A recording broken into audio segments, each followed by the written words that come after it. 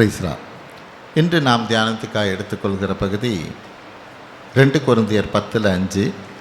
நாம் அறிக்கை எடுக்கிற வசனம் 2 கொரிந்தியர் 10:5.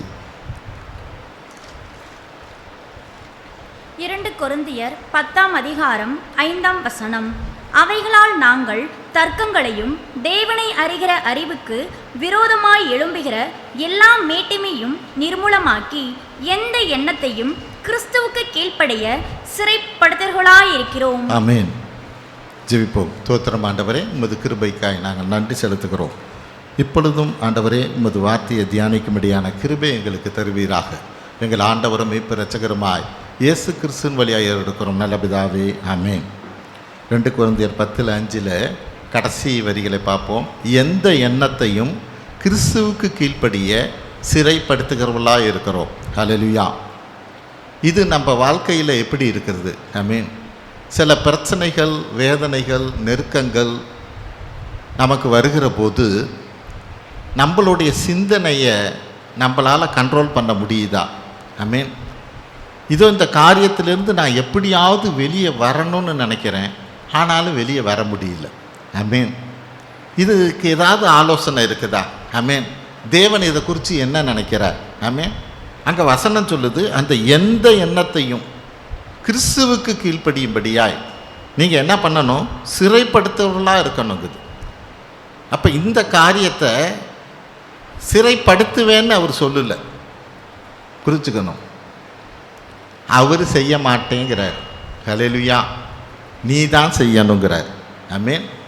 இதுக்கு நீ தான் முயற்சி பண்ணணும். ஹல்லேலூயா. அந்த காரியத்திலிருந்து வெளியே வர்றதுக்கு நீ தான் முயற்சி பண்ணணும். ஆமென். அவர் அதை செய்ய மாட்டார். அதுக்கு வேணா ஆலோசனை கொடுப்பார். அதே பவுல் ஆலோசனையும் கொடுத்துருக்கிறார். ஆமென். அப்போ நம்ம வாழ்வில் ஒரு பாடுகள் வரும்போதெல்லாம் நம்ம என்ன பண்ணுறோம்? கர்த்தருக்கு எதிராக போராடுகிறவர்களாக இருக்கிறோம். சில காரியத்தை தேவன் நமக்கு ஆசீர்வாதத்தை கொடுக்கும்படியாய், ஆமென், நமக்கோ நம் குடும்பத்துக்கோ பிள்ளைகளுக்கோ ஒரு ஆசீர்வாதத்தை கொடுக்கணும்னு நினைக்கிற போது சில கிரயங்களை அவர் எதிர்பார்க்குறார். ஹல்லேலூயா. ஆனால் அந்த கிரயத்தை கொடுக்க நான் தயாராக இருக்கிறேன்னா, ஆமென்.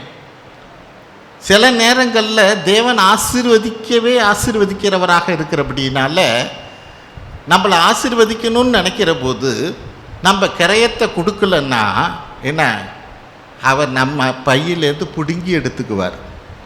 அது கொஞ்சம் கஷ்டமாக தான் இருக்கும். ஹல்லேலூயா. ஏன்னா அவர் நம்மளை அப்படி பிடுங்குறவர் இல்லை, நம்ம கொடுக்கறதுக்கு தயாராக இல்லையே. ஹல்லேலூயா. அவர் ஆசீர்வதிக்க தயாராக இருக்கிறாரே. ஹல்லேலூயா. அப்போ தேவன் அப்படிப்பட்ட ஒரு காரியத்தை செய்கிற போது வேதம் என்ன சொல்லுது? நீங்கள் அதுக்கு கலகம் பண்ணுறவங்களா இருக்காதீங்கிறார்.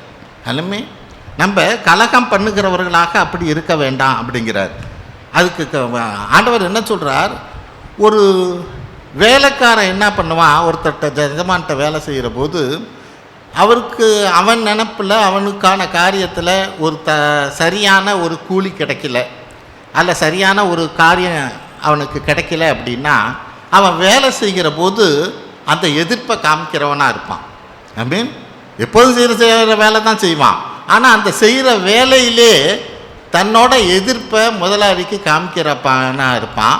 ஏன்னா எனக்கு கொடுக்க வேண்டியது, எனக்கு வர வேண்டிய ஒரு ப்ரொமோஷன் வரல, எனக்கு வர வேண்டிய கிடைக்க வேண்டிய ஒரு பணமோ மற்ற காரியங்களோ எனக்கு கிடைக்கல அப்படிங்கிற போது அவன் என்ன பண்ணுறான்? அவனோட வேலையில் ஒரு எதிர்ப்பை காமிக்கிறவனாக இருப்பான், வேலை செய்வான்.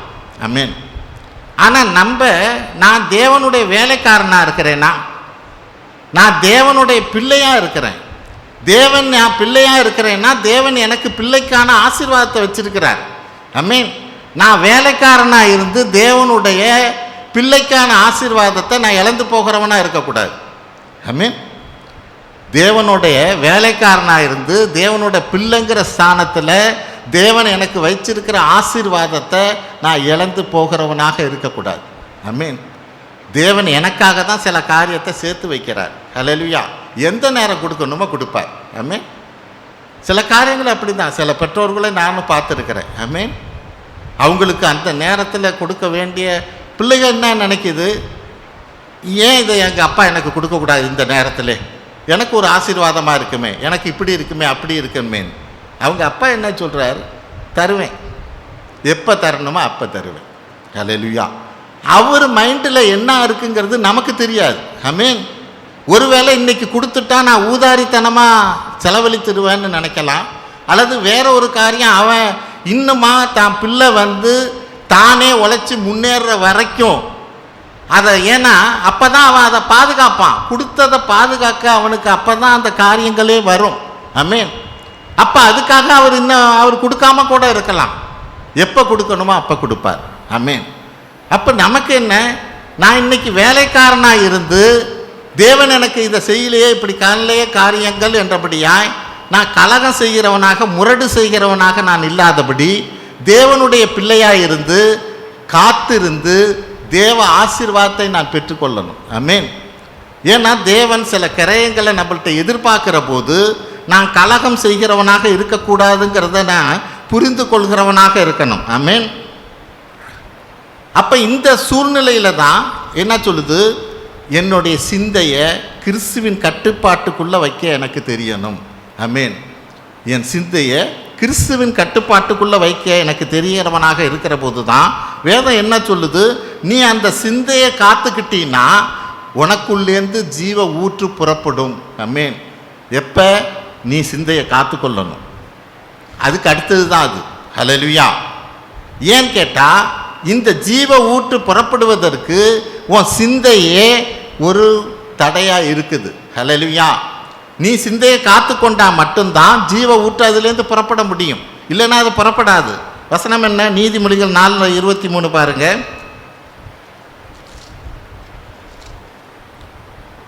நீதிமொழிகள் 4ஆம் அதிகாரம் 23ஆம் வசனம்.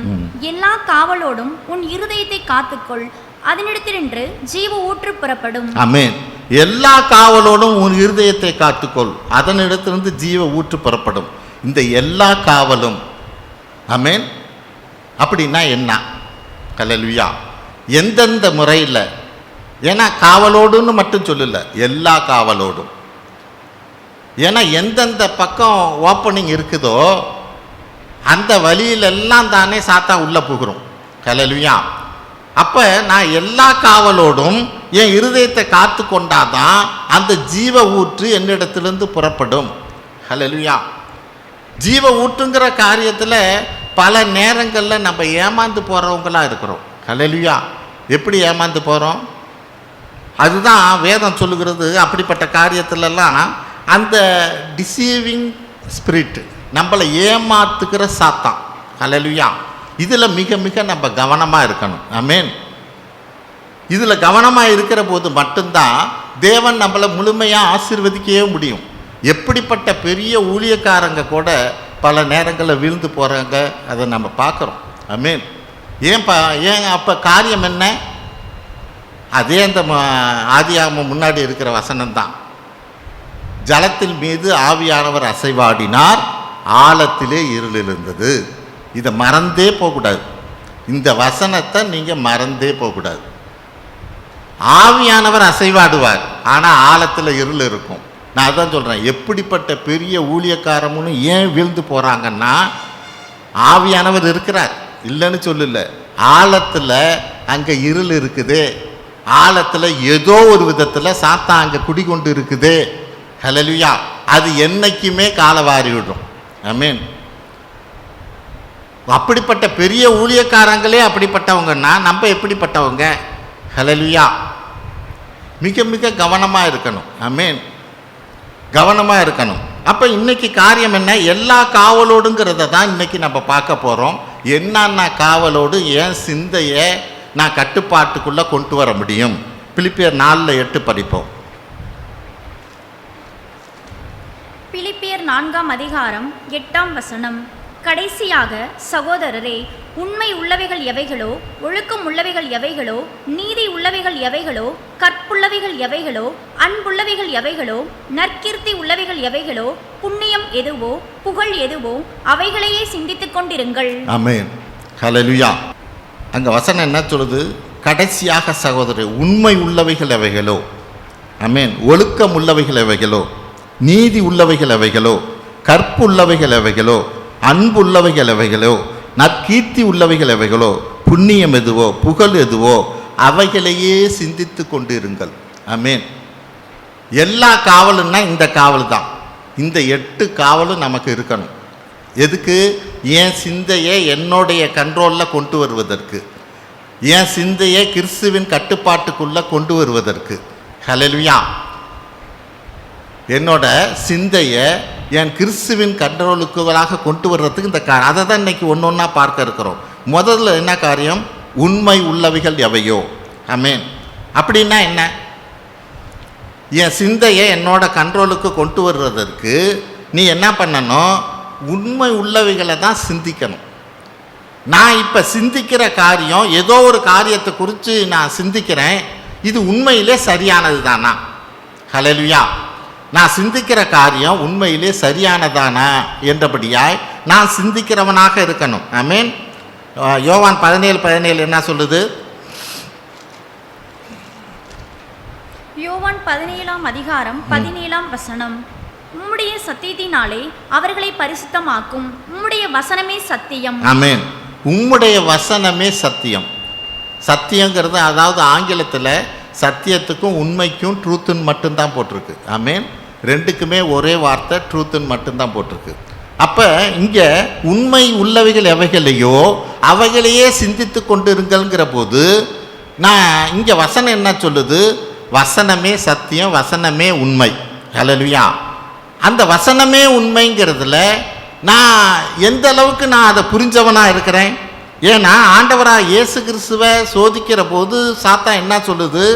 நீ உன் பாதம் கல்லில் இடாதபடிக்கு அவர்கள் உம்மை கையில் ஏந்தி கொள்வார்கள் என்று சொல்லுது.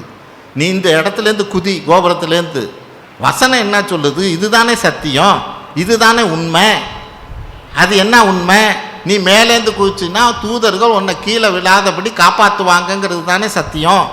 அதுதானே வசனம் சொல்லுது. வசனமே சத்தியம்னா இதுதானே சத்தியம், இதுதானே உண்மைங்குது. ஆனால் ஆண்டவரோ அதுக்காக அவர் என்ன சொல்கிறார்? உன் தேவனாகிய கர்த்தரை பரீட்சை பாராதிருப்பாயாக என்றும் சொல்லி இருக்கிறது. அப்போ நான் இன்னைக்கு என்ன பண்ணணும்? உண்மை உள்ளவைகள் எவைகளோ அப்படிங்கிற சிந்திக்கிற காரியத்தில். ஹல்லேலூயா. ஏன்னா எனக்கு இருக்கிற பிரச்சனையில் அந்த பிரச்சனைக்கோட நான் யூடியூப்பை திறந்து பார்த்தாலும் எனக்கு சாதகமாக தான் வரும். ஹல்லேலூயா. அது எப்படி வரும்னு நமக்கு தெரியல, ஆனால் எனக்கு சாதகமாக தான் வருது. ஹல்லேலூயா. அதே போல தான் நீ ஒரு வார்த்தையை எடுத்து தேடுனா உனக்கு சாதகமாக தான் வரும், உன்னை தடவி கொடுக்கறதா வரும். ஆனால் உண்மை என்ன? அதை தான் இங்கே வேதம் சொல்லுது. உண்மை என்னவோ அதை சிந்திக்கிறவனாக இரு. ஹல்லேலூயா. அப்போ இன்னும் கொஞ்சம் நான் அதிகப்படியாக தேவனுக்குள்ளாக கிறிஸ்துவுக்குள்ளாக நான் இது உண்மையிலே சரிதானா என்றபடியாய் நான் ஆராய்ந்து பார்க்கிறவனாக இருக்கணும். ஆமென். நான் சிந்திக்கிறவனாக இருந்தால் மட்டும்தான் உண்மை உள்ளதை நான் கண்டுபிடிக்க முடியும். அந்த உண்மையை நான் சிந்திக்கிறவனாக இருந்தால் மட்டும்தான் என்னுடைய சிந்தையை கிறிஸ்துவின் கட்டுப்பாட்டுக்குள்ளே கொண்டு வரவே முடியும். ஹல்லேலூயா. அப்படி இல்லைன்னா அது என்னோட கண்ட்ரோல்லே வராது. ஹல்லேலூயா. என்னை மீறி தான் அது போய்கிட்டு இருக்கும். ஆமென். அப்போ முதல் காரியம் என்ன? உண்மை உள்ளவைகள் எவைகளையோ அதை நான் சிந்திக்க எனக்கு தெரியணும். ரெண்டாவது காரியம் ஒழுக்கம் உள்ளவைகள் எவைகளோ. ஆமென். 2 கொரிந்தியர் 8:21 பாருங்க. 2 கொரிந்தியர் 8ஆம் அதிகாரம் 21ஆம் வசனம். கர்த்தருக்கு முன்பாக மாத்திரமல்ல மனுஷருக்கு முன்பாகவும் யோக்கியமானவைகளை செய்ய நாடுகிறோம். ஆமென். இங்கே அழகா யோக்கியமானதுன்னு சொல்லுது. ஆமென். அங்கே என்ன நம்ம படிக்கணும்? ஒழுக்கம் உள்ளவைகள் எவைகளையோ அவளையே சிந்தியுங்கள். ஆமென். கர்த்தருக்கு முன்பாக மாத்திரமல்ல மனுஷருக்கு முன்பாகவும் யோக்கியமானதை செய்ய நாடுகிறோம். இப்போ யோக்கியமானதை செய்ய நாடுகிறோம்னா ஒழுக்கமானதை நான் சிந்திக்கிறவனாக இருக்கணும்னா அது எப்படி இருக்கணும்? ஆமென். ஒரு மகனுக்கான காரியம் கட்டளை என்ன சொல்லுது? தான் தாய் தகப்பனை கனம் பண்ணுவாயாக. ஹல்லேலூயா. தாய் தகப்பனை கனம் பண்ணுவாயாக. இப்போ ஒழுக்கம் உள்ளவைகள் எவைகளோன்னா இதுக்கு மீறினதான ஒரு காரியம் அதில் இருக்காதுங்கிறத புரிஞ்சுக்கணும். ஒழுக்கம் உள்ளவைகளில் ஏன்னா ஒரு இடத்துல வசனம் என்ன சொல்லுது? தாய் தந்தையை பார்த்துக்கணுன்னா அங்கே ஆண்டவர் இயேசு கிறிஸ்து சொல்கிறாரு, நான் குர்பா கொடுத்துட்டேன், அதுக்கான விளக்கரையமோ அதை கோயிலுக்கு நான் செலுத்திட்டேன், எங்கள் அப்பா அம்மாவை பார்த்துக்க வேண்டியதில்லை அப்படிங்கிறான். ஹல்லேலூயா. அது எப்படி காரியம் சரியாகும்? அங்கே அதை தான் ஆண்டவர் சொல்கிறார். அது எப்படி சரியாகும்? தாய் தகப்பனை கனம் பண்ணுங்கிறது தானே காரியம். அப்போ ஒழுக்கம் உள்ளவைகள் எவைகளோங்கிற காரியத்தில் எதுக்கு கீழ்ப்படியணும்னு வேதம் சொல்லுதோ அதற்கு நான் கீழ்ப்படுகிறவனாக இல்லை அப்படின்னா அது யோக்கியமானதாக இருக்காது. அதை மீறின ஒரு காரியம் இருக்காது. ஹல்லேலூயா. என்னுடைய அதிகாரி சில காரியங்களில் தப்பு பண்ணுறவராக இருந்தால் கூட அவர் அதிகாரியாக இருக்கிறபடினால நான் அதுக்கு கீழ்ப்படிஞ்சு தான் ஆகணும். நான் முன்பே சொல்லியிருக்கேன்னு நினைக்கிறேன். என்னுடைய ஜிஎம்மோட பின்னாடி ஆஃபீஸில் பார்த்திங்கன்னா பெரிய ஃபோட்டோ இருக்கும், இவ்வளோ பெருசு இருக்கும். அதில் ஒரு குரங்கு கோட்டு போட்டுக்கிட்டு ஒரு பேனா வச்சுக்கிட்டு இப்படி சிந்திக்கிற மாதிரி இருக்கும். பெரிய குரங்கு, ஜிப்பன்சி குரங்கு மாதிரி அவருக்கு பின்னாடியே வச்சுருப்பார். அவர் என்ன எழுதியிருப்பார்? Date to be different. நான் எல்லாத்துலேயும் வேறு மாதிரி தான் இருப்பேன். ஹல்லேலூயா. அதுக்கு ஒரு தைரியம். ஆமென். நான் குரங்கு மாதிரி தான், நான் சொல்கிறத நீ கேட்கணும். அதுக்கு தான் அந்த ஃபோட்டோ. ஹல்லேலூயா. நான் குரங்கு தான், உண்மையிலே சொல்கிறேன். அதே மாதிரி ஒரு ஃபோட்டோவை அவர் பின்னாடி பெருசாக வச்சுருப்பார். ஹல்லேலூயா. அது பேனாவை கையில் வச்சுக்கிட்டு கோட்டு போட்டுக்கிட்டு அது உட்காந்துருக்கும். ஹலோ, நீ போனோன்னே தெரிஞ்சுக்க வேண்டியது தான், நான் தான் குரங்கு, நான் இப்படித்தான் செய்வேன். ஹல்லேலூயா. நீ அதை ஏற்றுக்கிட்டு தான் ஆகணும். ஆமென். சொல்லாமல் சொல்கிற காரியம். ஹல்லேலூயா. அப்போ இங்கே காரியம் என்ன? நமக்கு தீத்து 2:7 படிங்க. தீத்து 2:7. தீத்து 2ஆம் அதிகாரம் 7ஆம் வசனம். நீயோ எல்லாவற்றிலும் உன்னை நற்கிரியைகளுக்கு மாதிரியாக காண்பித்து. ஆமென். நீயோ எல்லாவற்றிலும் உன்னை நற்கிரியைகளுக்கு மாதிரியாக காண்பித்து. ஆமென். நல்ல உன்னோடைய காரியங்கள், நல்ல கிரியைகளை நீ மற்றவங்களுக்கு மாதிரியையாக நீ காண்பிக்கிறவனாக இருக்கணும்னு வேதம் சொல்லுகிறது. ஆமென். அப்போ நான் இன்னைக்கு இந்த காரியத்தில் நான் மற்றவங்களுக்கு ஒரு மாதிரியையாக, நான் நற்கிரியை செய்கிறவனாக, நல்லவனாக, மற்றவங்களுக்கு காண்பிக்கிறவனாக இருக்கிற காரியத்தில் வேதம் என்ன சொல்லுது? உன்னுடைய சிந்தனை யோக்கியமானதாக இருக்கணும், ஒழுக்கமுள்ளவைகளாக இருக்கணும். ஆமென். அப்படி இருந்தால் மட்டும்தான் நீ உன்னுடைய சிந்தனையே கிறிஸ்துவின் கட்டுப்பாட்டுக்குள்ளே கொண்டு வர முடியும். 1 தீமோத்தேயு 4ஆம் அதிகாரம் 12ஆம் வசனம். உன் இளமையை குறித்து ஒருவனும் உன்னை அசட்டை பண்ணாதபடிக்கு நீ வார்த்தையிலும் நடக்கையிலும் அன்பிலும் ஆவியிலும் விசுவாசத்திலும் கற்பிலும் விசுவாசிகளுக்கு மாதிரியாயிரு. ஆமென். தேவன் நம்மள விசுவாசிகளுக்கு மாதிரியா எப்படி இருக்கணும்னு அழைக்கிறார்? நடக்கையில், அன்பில், ஆவியில், விசுவாசத்தில். ஆமென். எல்லாத்துலேயும் தானே மாதிரியாக இருக்கும்படிக்காக அழைக்கிறார். ஆமென். எதுக்கு? நான் என்னுடைய சிந்தனைகள், ஆமென், நான் எது சரியோ அதை நான் சிந்திக்கிறவனாக இருக்கணும். ஒழுக்கமாக நான் சிந்திக்கிற காரியம் ஒழுக்கம் உள்ளதா, அது நிச்சயமாக அது யோக்கியமான காரியமா, ஆமென், அப்படிங்கிறத நான் சிந்திக்கிறவனாக இருக்கணும். 3வது காரியம், நீதி உள்ளவைகள் எவைகளோ. ஆமென். நீதினா என்ன? Just. கிரேக்கத்தில்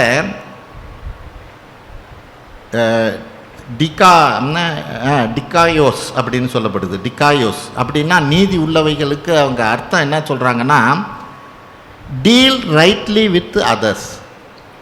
deal rightly with others. மற்றவங்களோட நீதி உள்ளவை அப்படின்னா என்னன்னு நீ தேடிக்கிட்டு இருக்காத, மற்றவங்களோட இருக்கிற உனக்கான உறவு சரியானதாக இருக்கிறது தான் நீதி உள்ளதுங்குது. Hallelujah. Deal rightly with others. Amen. லூக்கா 11:42 படிங்க. லூக்கா 11ஆம் அதிகாரம் 42ஆம் வசனம். பரிசேயரே, உங்களுக்கு ஐயோ, நீங்கள் ஒருத்தரலாம் மறுக்குழுந்து முதலிய சகலவித பூண்டுகளிலும் தசமபாகம் கொடுத்து நியாயத்தையும் தேவ அன்பையும் விட்டு விடுகிறீர்கள். இவைகளையும் செய்ய வேண்டும், அவைகளையும் விடாதிருக்க வேண்டுமே. ஆமென். பரிசேயரே, உங்களுக்கு ஐயோ, நீங்கள் ஒத்தலம், மருங்கொழுத்து முதலான சகலவித பூண்டுகளிலும் தசமபாகம் கொடுக்குறீங்க. தசமபாகம் கொடுக்கறதுல சரியாக தான் இருக்கிறீங்க. நியாயத்தையும் தேவ அன்பையுமோ நீங்கள் விட்டு விடுறீங்க. ஆமென். இதில் சரியாக இருக்கிறீங்க. ஆமென். ஆனால் அதில் சரியில்லை. அப்போ காரியம் என்ன? நம்ம எந்த காரியத்தில் இங்கே நம்ம எதை குறித்து பார்க்குறோம்? டீல் ரைட்லி வித் அதர்ஸ், மற்றவங்களுக்கான உறவு. ஆமென். இதை நம்ம என்ன நினைக்கிறோம்? தேவனுக்கு எனக்கு இருக்கிற உறவு. இப்படி சொல்லலாம், நான் தசம பாகம்லாம் கொடுக்குறேன், நான் வேதத்தை வாசிக்கிறேன், மற்ற காரியங்கள் எல்லாம் செய்கிறேன் அப்படிங்கிற பகுதியில் இதை கொண்டு போகணும். ஆமென். நீ இதெல்லாம் செய்கிறேங்கிறது சரிதான், ஆனால் டீல் ரைட்லி வித் அதர்ஸுங்கிற காரியத்தில், மற்றவங்க காரியத்தில் நீ எப்படி சரியாக இருக்கிறியா? ஆமென். நியாயத்தையும் தேவ அன்பையும் விட்டு விடுகிறியே. ஹல்லேலூயா.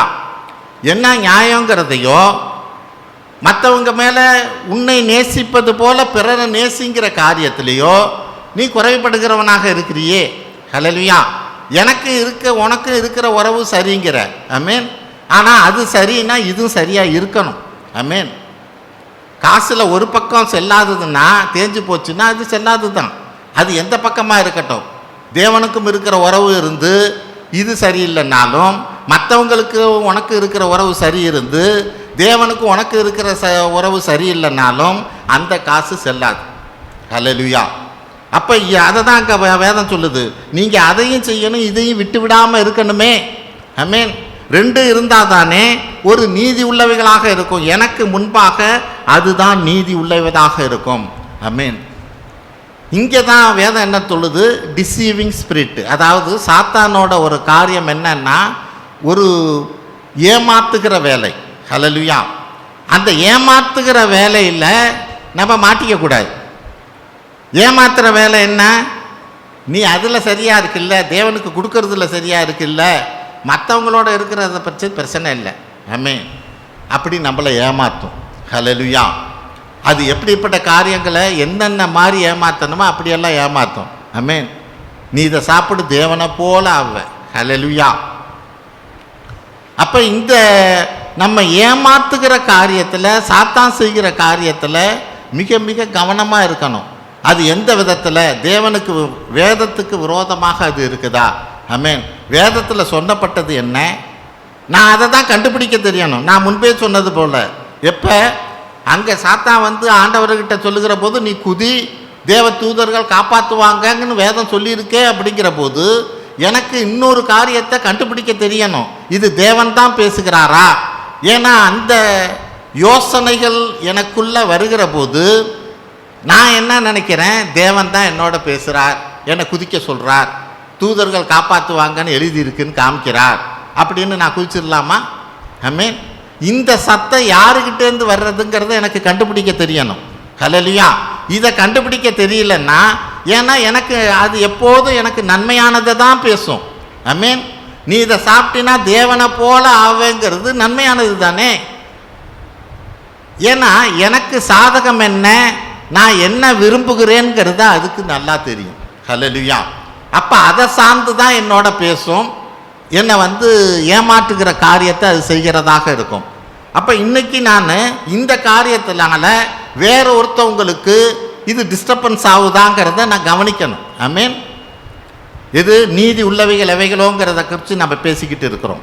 நீதி உள்ளவைகள் எவைகளோங்கிறது மற்றவங்களுக்கு நமக்கும் இருக்கிற உறவை குறித்து பேசுகிற காரியம். அதில் நான் தேவனுக்கு மட்டும் சரியாக இருக்கிறேன்னு சொல்லி மற்றவங்க டிஸ்டர்ப் ஆகிற காரியம் இருக்குமானால் அது நிச்சயம் நீதி உள்ளவை அல்ல. ஹல்லேலூயா. இதை தான் நான் புரிஞ்சுக்கிறவனாக இருக்கணும். அப்போ என்னுடைய சிந்தனையை எப்படி கிறிஸ்துவின் கட்டுப்பாட்டுக்குள் வர்றதுங்கிறத குறித்து நம்ம பார்த்துக்கிட்டு இருக்கிறோம். எந்த கிறிஸ்துவின் கட்டுப்பாட்டுக்குள்ளே நான் தான் கொண்டு வரணும், இது எப்படிங்கிறத நான் தான் தியானிக்கணும், நான் தான் அதை அறிந்தவனாக இருக்கணும். மீகா 6:8 படிப்போம். மீகா 6:8. மீகா 6ஆம் அதிகாரம் 8ஆம் வசனம். மனுஷனே, நன்மை இன்னதென்று அவர் உனக்கு அறிவித்திருக்கிறார்.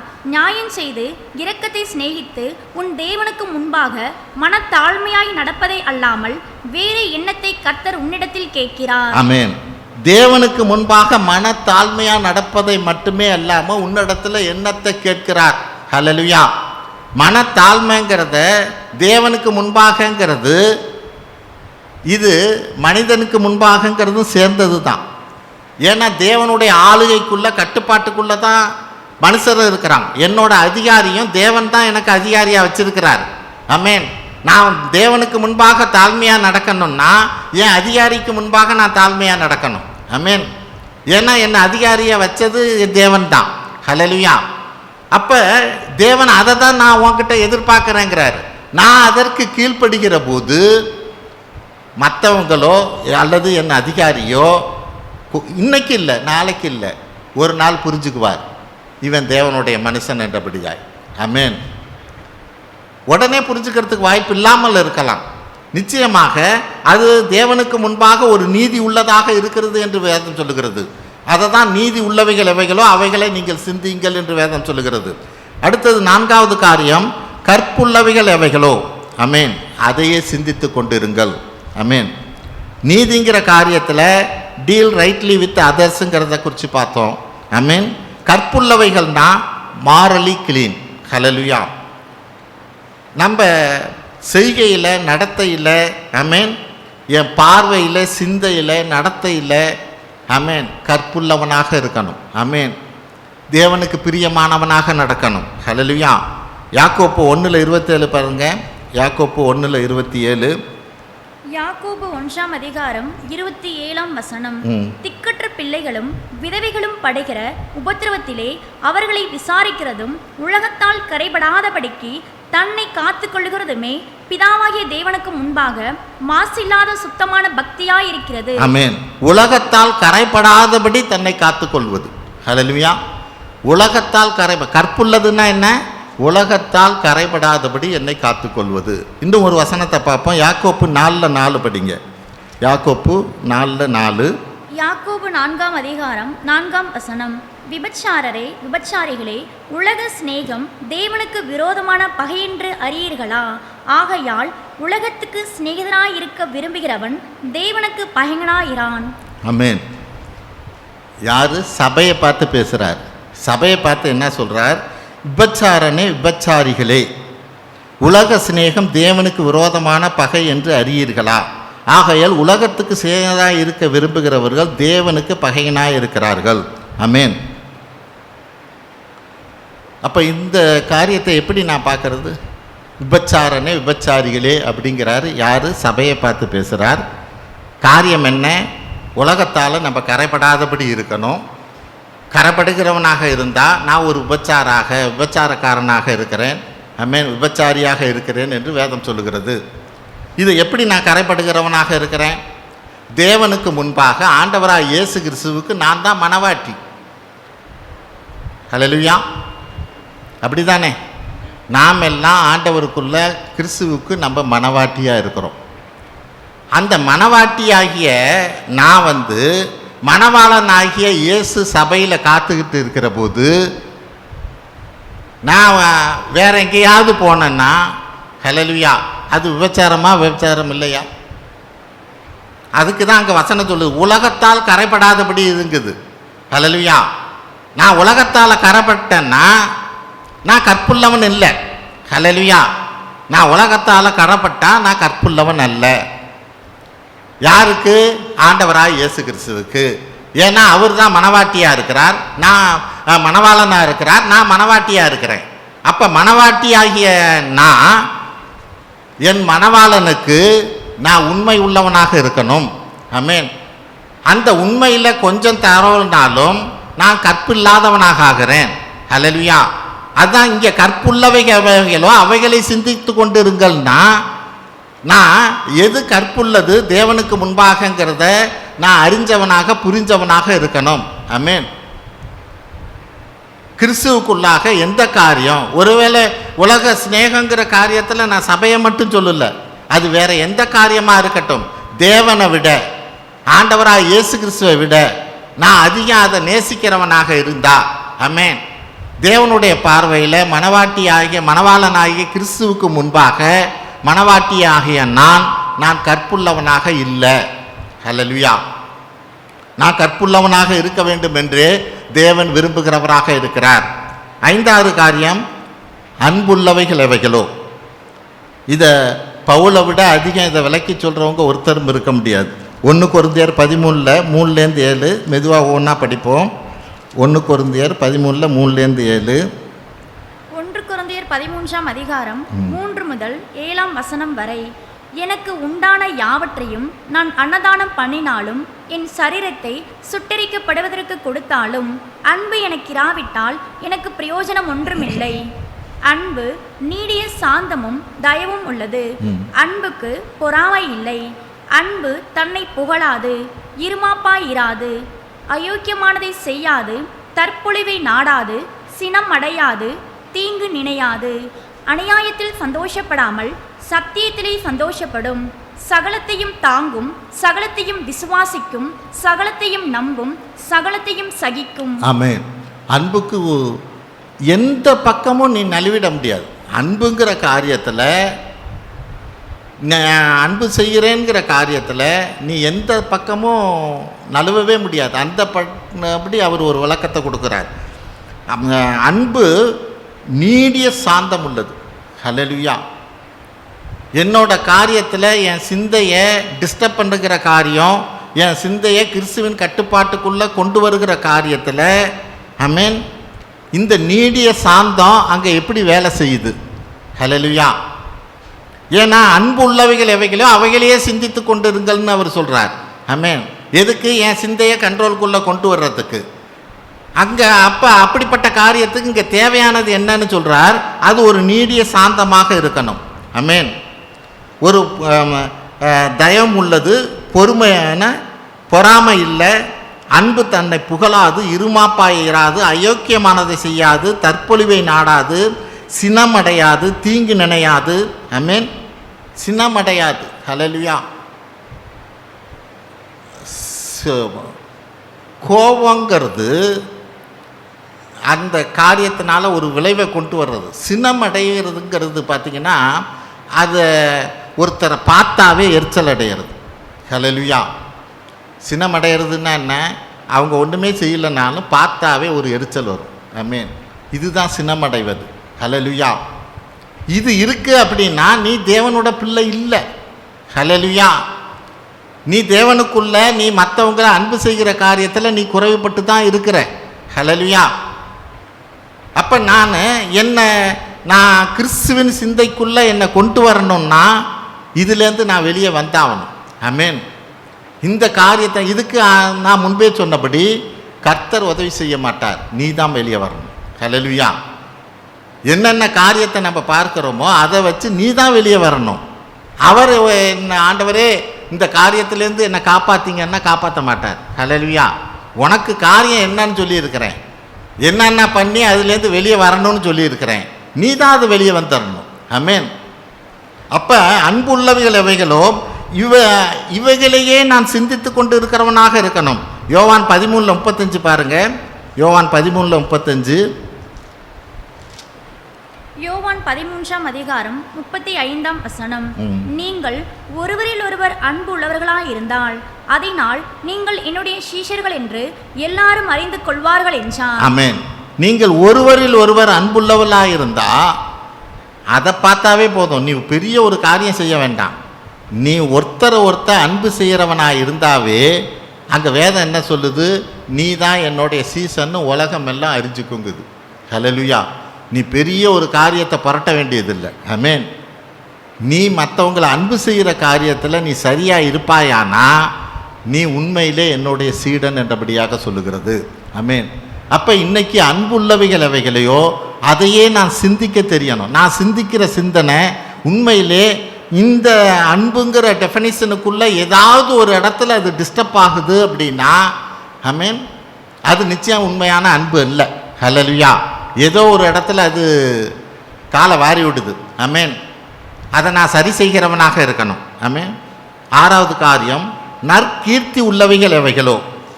நற்கீர்த்தி அப்படின்னா ஒரு குட் ரிப்போர்ட், நம்மளை குறித்து அல்லது மற்றவங்களை குறித்ததான ஒரு நல்ல ஒரு சிந்தனை.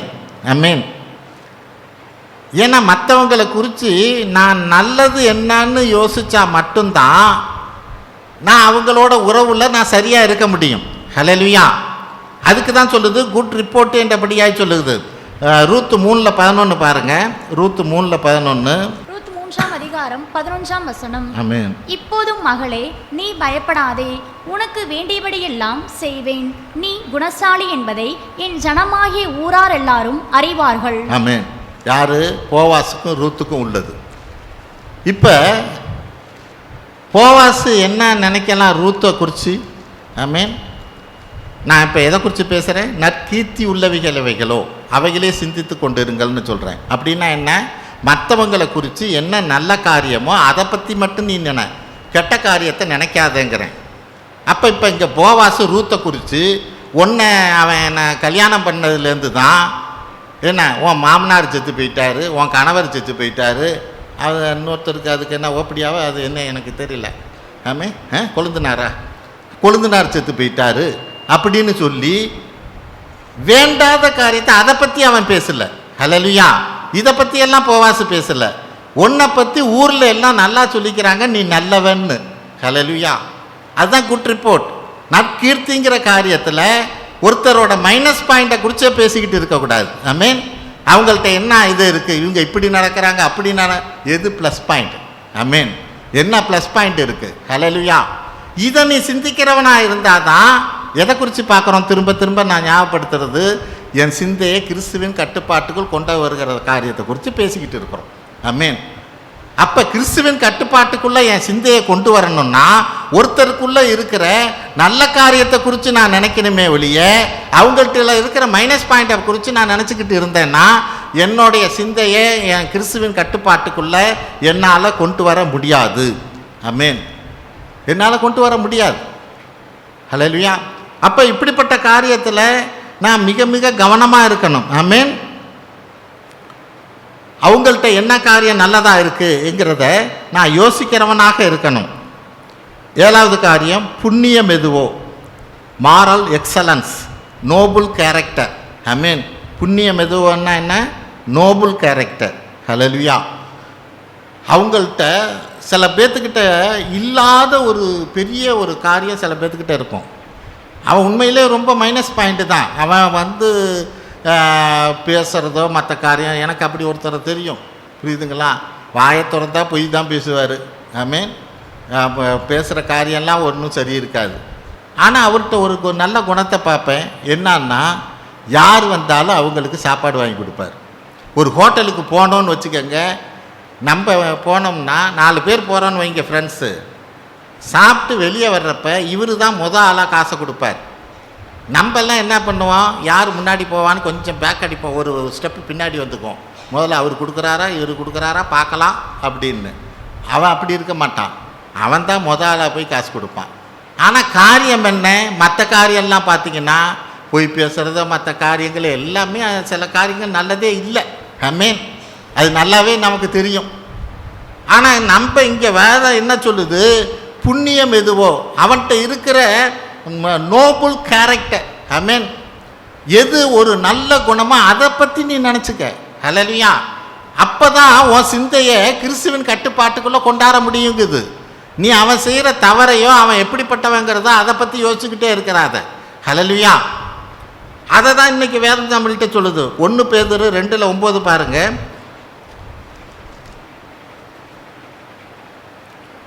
1 பேதுரு 2ஆம் அதிகாரம் 9ஆம் வசனம்.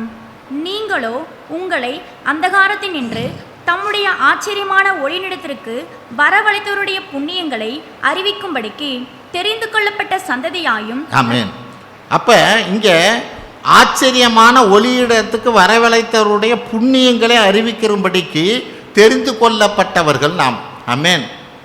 தேவன் நான் எப்படியெல்லாம் இருந்தேன், எந்த சூழ்நிலையில் இருந்தேன், தேவன் என்னை ரட்சிப்புக்குள்ளே நடத்தி என்னை கொண்டு வந்து இப்படி என் வாழ்க்கையை திரும்பி பார்க்கையில் எவ்வளோ ஆசீர்வாதத்தை கொடுத்துருக்கிறார் என்றபடியா இந்த புண்ணியங்களை நான் அறிவிக்கிறவனாக இருக்கணும். ஆமென்.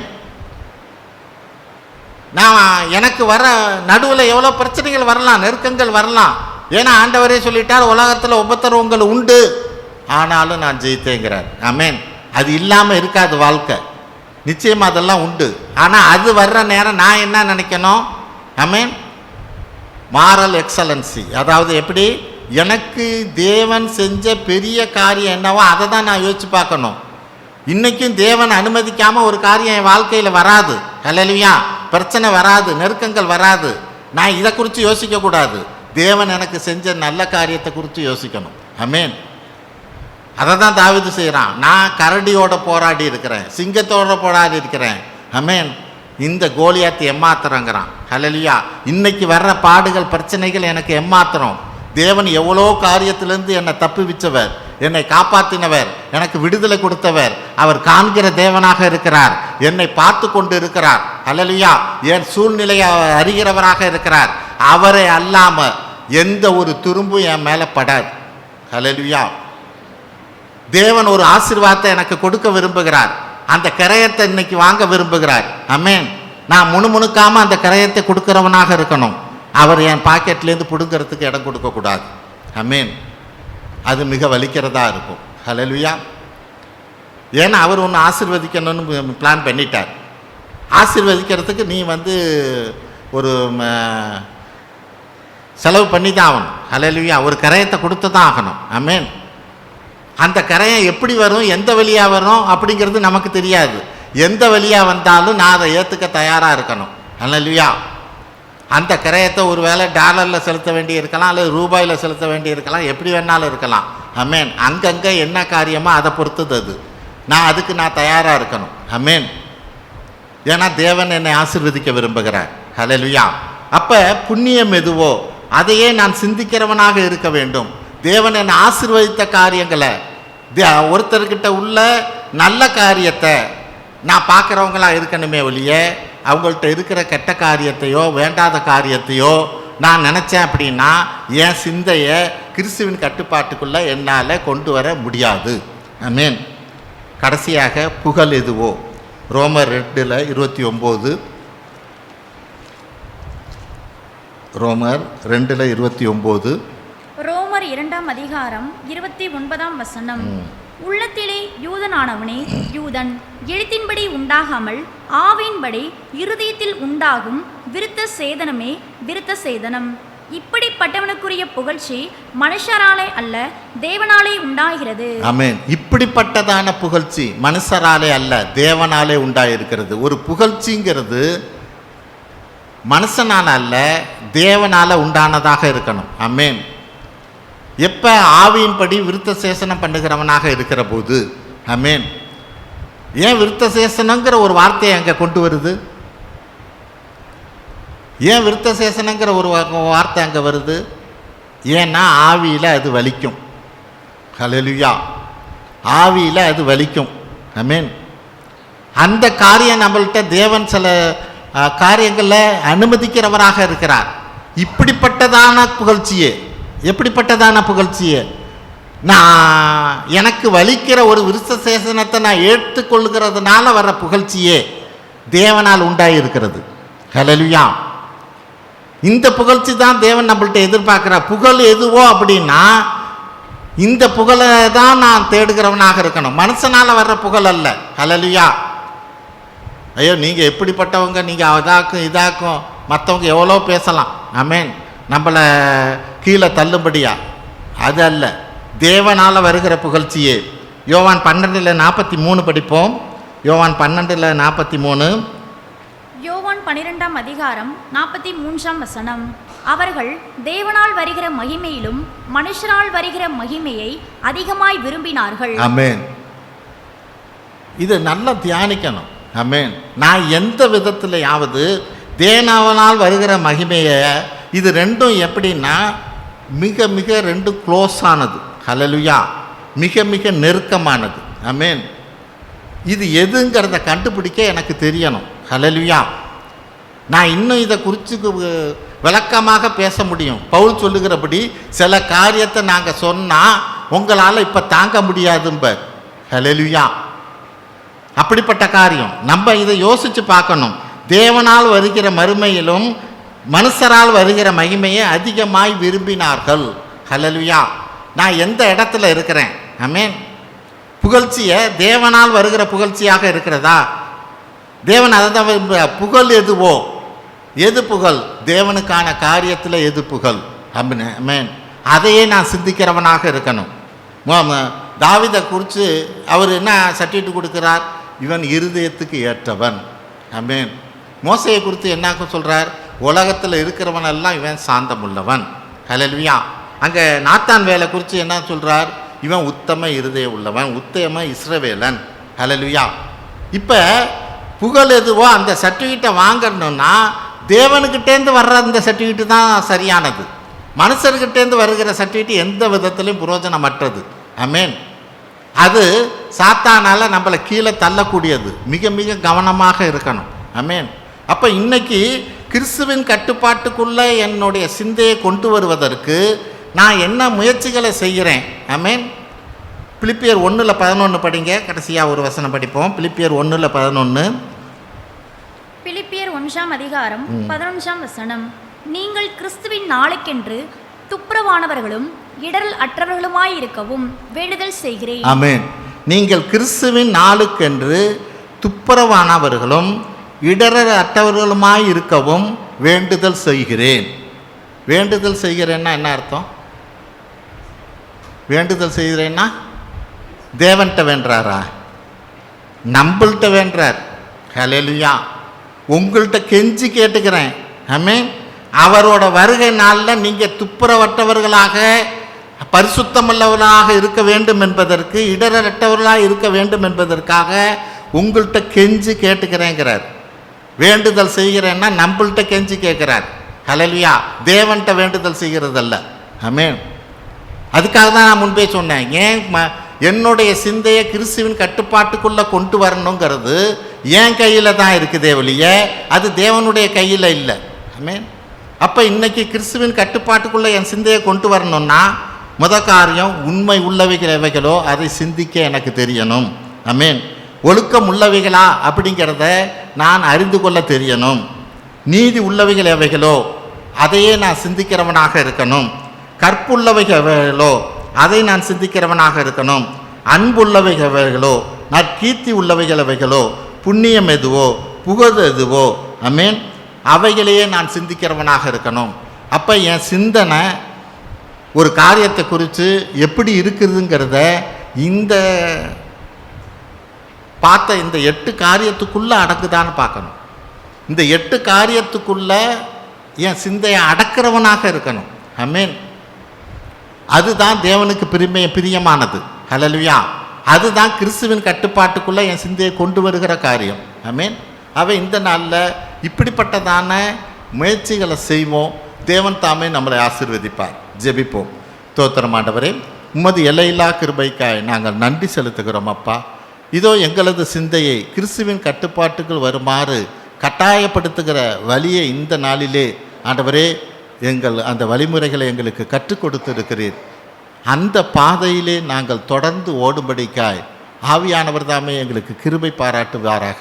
இதுதான் பாதை, இதுதான் வழி என்றபடியாய் இதோ எங்களது ஆவியானவரின் எச்சரிப்பின் சத்தத்தோடு நாங்கள் கடந்து செல்ல ஆண்டவரே உம்மை நோக்கி கடந்து வர தேவன் உதவி செய்வீராக, ஆசீர்வதிப்பீராக.